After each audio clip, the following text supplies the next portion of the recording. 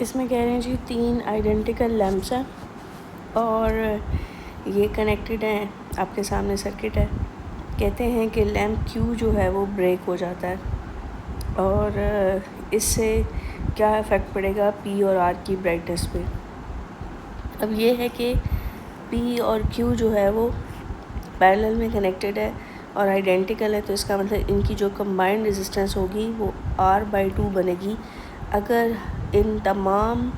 Lamps की resistance R के equal है, लेट्स से इसकी भी रेजिस्टेंस R है, इसकी भी R है, इसकी भी R है, तो P और Q की कंबाइंड रेजिस्टेंस R/2 बनती है। लेकिन जब ये ब्रेक हो जाएगा, ये टूट जाएगा, तो रेजिस्टेंस R/2 से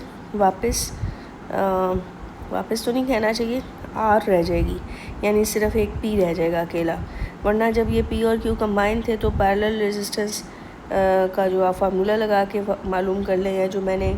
एक ट्रिक हमेशा मैं बताती हूँ, क्योंकि आइडेंटिकल लगी हुई हो,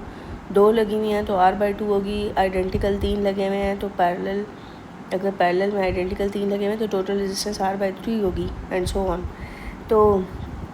यहाँ पे जो कॉम्बिनेशन की रेजिस्टेंस थी वो R/2 थी, लेकिन अब R हो गई है Q के टूटने की वजह से। इसका मतलब है कि आपकी जो टोटल रेजिस्टेंस थी पहले R/2 प्लस R थी, यानी इस कॉम्बिनेशन की R/2 और इस वाले की R थी और उसकी कोई ना कोई वैल्यू थी, लेकिन अब वो R प्लस R है,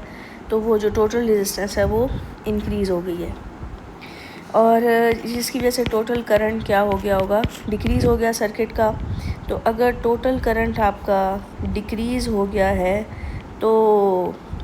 ये वाला जो रेजिस्टर है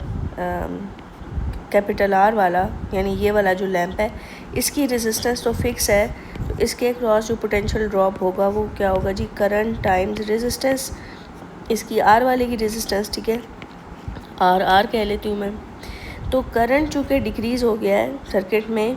तो इस वजह से आपका जो पोटेंशियल ड्रॉप है R के क्रॉस वो भी डिक्रीज़ हो गया होगा,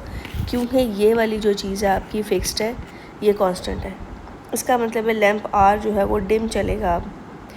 अब हम बात कर लेते हैं बाकी की, कि आपकी जो बैटरी की EMF है वो कहाँ